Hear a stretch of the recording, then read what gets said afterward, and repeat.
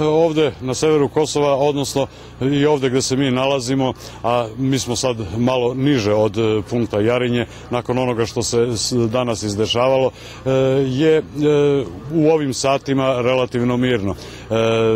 Saobraćaj koji je počeo pre jedno možda sat vremena da se odvija i da se prolazi gore preko administrativnog punkta Jarinje je sada već vrlo redak, po koje vozilo prođe, i to do duše više sa ove administrativne strane koja pripada Srbiji ka Kosovu nego u suprotnom pravcu.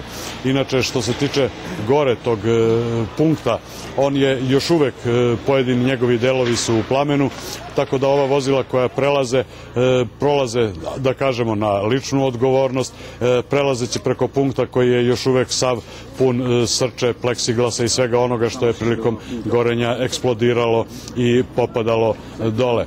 Inače, što se tiče naših kolega, pri napadu, znači, ovih huligana na punktu Jarinju, oni koji su bili sa druge strane, znači to su kolege koje su radile za Tanjug, bili su s druge strane tog punkta u želji da priđu i da naprave neki snimak.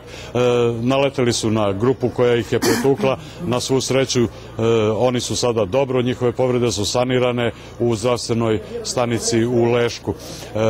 To je ono što je otprilike sada ovde. Bilo je povremeno informacija i dezinformacija da je zapaljen bio i punkt u Brnjaku, ali definitivno on nije zapaljen.